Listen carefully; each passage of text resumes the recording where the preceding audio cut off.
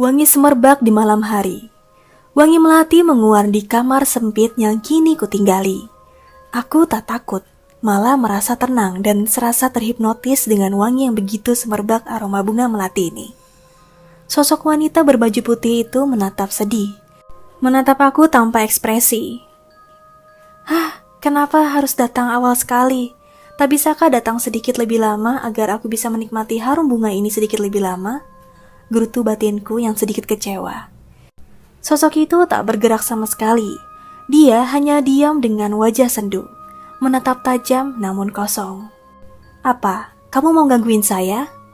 Mataku menatap marah. Dia menggeleng, lalu diam kembali. Dahiku mengernyit. Cukup heran karena baru kali ini aku menemukan sosok hantu yang auranya baik. Bahkan sebelum dia datang tadi, terlebih dahulu dirinya memberi aroma wangi sebagai hadiah terlebih dahulu untukku. Kenapa kamu masih di sini? Pergilah kepada penciptamu, kamu makhluk baik. Dia menangis, namun masih mematung di sudut sempit kamar ini. Ya sudah, masuklah, aku penasaran dengan kisahmu.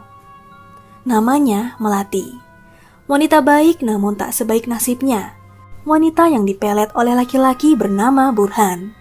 Pelet yang cukup ampuh hingga membuat Melati tergila-gila kepada Burhan. Aku cukup terkejut dengan kejadian yang kulihat. Setelah Burhan membuat Melati cinta sampai tergila-gila kepadanya, namun Burhan malah menikahi orang lain. Saat itu Burhan berjalan dengan pakaian rapi, diiringi seluruh keluarga besarnya, karena hari itu Burhan akan melangsungkan pernikahan dengan wanita bernama Pipit. Burhan berjalan di depan rumah Melati, karena sebenarnya mereka memang bertetangga. Rumah mereka hanya terhalang beberapa rumah saja. Sejak hari itu, Melati selalu murung dan mengurung diri di kamarnya. Hari berganti hari, keadaan Melati semakin mengkhawatirkan. Melati menjadi sering tertawa sendiri dan terkadang berteriak gak jelas. Melati tinggal dengan ayah dan ibu sambungnya. Ibu sambungnya yang memang dari awal tak suka dengan Melati seperti ada alasan untuk mengusir Melati dari rumah itu. Namun ayah sebagai ayah kandung pasti tak rela jika melihat anaknya yang seperti orang gila harus dilepas begitu saja. Karena bagaimanapun Melati adalah anak perempuan satu-satunya. Karena ayah Melati tak mempunyai anak lagi selain anak sambung yang dibawa oleh istri keduanya. Ayah Melati memilih untuk memasung anaknya ketimbang dilepas ke dunia luar begitu saja. Terjadi perdebatan hebat di rumah bilik itu. Rara sebagai ibu sambung Melati tak setuju karena dia merasa tak sanggup harus mengurus anak sambungnya yang selalu berisik dan menakutkan. Terlebih keadaan Melati semakin menakutkan saja. Kini tingkah Melati semakin menakutkan. Setiap malam dia akan berteriak seperti kerasukan dan menyiksa semua orang yang ada di dekatnya. Setelah perdebatan hebat yang cukup lama, akhirnya Hendra sebagai ayah Melati memilih memasung anaknya di tengah hutan yang cukup jauh dari rumah mereka. Dan kesepakatan pun selesai. Ibu sambung Melati setuju karena pikirnya itu ide bagus. Jika Melati dipasung jauh dari rumah juga kampung, setidaknya tak ada lagi yang akan terganggu. Aku terdiam, terharu, dan hanyut dalam suasana malam itu. Setelah aku bermediasi dengan sosok Melati dan merasakan kisah pilunya, ternyata sedari tadi air mataku sudah menetes tak berhenti. Kehidupan yang keras, diterpa masalah dengan masalah hingga sakit hati saja tak cukup. Ditekan ibu tiri, dipelet lelaki, dan lalu ditinggalkan. Padahal Melati terkadang sadar dan tahu apa yang keluarganya lakukan kepadanya. Melati, kamu wanita hebat. Tak semua wanita bisa sehebat kamu, sekuat kamu. Melati, aku tahu sakit hatimu, tapi aku tak bisa melakukan apapun. Ikhlaskan, sudahi deritamu, pergilah dengan tenang. Ucapku kepada sosok perempuan yang kini duduk di tepi jendela. Sosok itu menatapku penuh harap. Tatap matanya begitu menyedihkan, yang perlahan menjauh dan hilang. Woi, bangun, molor baik Anda. Ayo, katanya penasaran mau melihat air terjun. Terdengar samar suara sahabatku, Rido. Kubuka mata perlahan, tanganku meraba tepi bantal mencari gawai. Bukan gawai yang kudapat, tapi malah meraba wajah Rido yang kini persis di sebelahku. Asem, dasar sahabat stres. Setelah sarapan yang disediakan Ibu Rido, kami bersiap untuk pergi ke air terjun yang selalu diceritakan Rido. Air terjun yang berada di tengah perkampungan di kota Subang, kami memang sudah lama merencanakan liburan ini. Selain Rido yang memang sudah lama tak pulang kampung, aku pun sudah tertarik cukup lama dengan air terjun yang Rido ceritakan, di mana air terjun itu cukup dekat dari kampungnya. Dengan berjalan kaki saja kita bisa langsung sampai di tempat itu.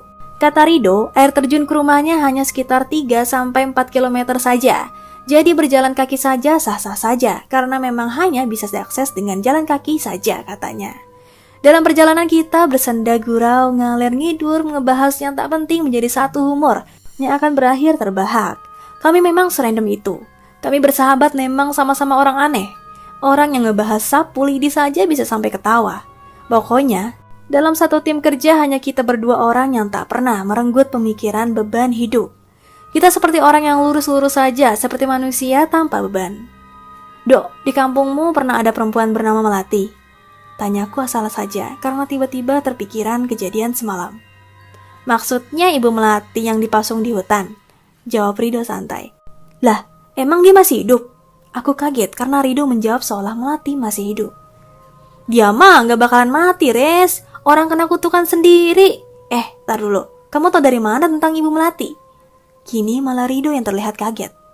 Rido menghentikan langkahnya, menatap heran karena aku memang belum bertemu siapapun di kampungnya. Pasti dia heran karena baru kemarin sore kita sampai ke rumahnya. Kita langsung rehat dan aku dipersilakan tidur di kamar tamu. Semalam dia datang ke kamar, kirain aku dia sudah meninggal. Serius, Melati masih hidup? Ya nggak tahu juga, tapi kata warga Ibu Melati nggak akan mudah meninggal. Kata warga, Ibu Melati dikutuk Tuhan karena dia mendalami ilmu hitam gitu. Tapi karena dia nggak mampu mendalami ilmu itu, akhirnya dia gila dan akhirnya dipasung. Ngapain sih Basti ya? Lagi itu cerita udah lama banget. Itu cerita waktu aku masih sekolah dasar tahu, Res. Terus songong banget kamu manggil dia Melati. Dia udah tua tahu. Dia seumuran ibuku. Malah kata ibu mereka sempat berteman baik.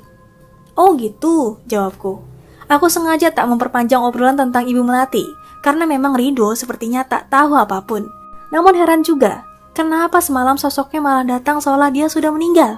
Jika memang benar Ibu Melati masih hidup, tak mungkin dia datang dengan sosok seperti itu. Dok, apakah ayah Ibu Melati masih hidup? Tanyaku yang masih penasaran dengan sosok semalam yang datang kepadaku. Kakek Hendra maksudnya? Iya namanya Hendra, jawabku dengan antusias. Tuh suara kakek Hendra yang azan, kenapa? Apa semalam sosok kakek Hendra datang juga ke kamar? Jawab Rido seolah meledek. Ya sudah, aku mau sholat berjamaah di masjid. Kesurupan Pak Hendra kamu, Res? Sejak kapan kamu jadi manusia baik? Sepertinya aku kesurupan Nenek Rara, ibu tirinya Bu Melati, ucapku ketus. Rido menatap kaget, wajahnya pucat ketakutan. Riz, ini kamu kan sahabat sejatiku. Kalau bukan, tolong keluarlah, jangan mengganggu sahabatku. Dia memang orang jahil, tapi anaknya baik. Saya mohon keluarlah. Rido berbicara mengelantur dengan wajah yang masih pucat. Kamu pikir orang sepertiku bisa kesurupan? Ku ketok kepala Hendra. Tapi Nenek Rara sudah meninggal, Res. Lagian sejak kapan kamu tahu keluarga mereka? Pantesan Rido kaget dan wajahnya pucat. Ternyata ibu tirinya Melati sudah meninggal. Pantesan Rido ketakutan.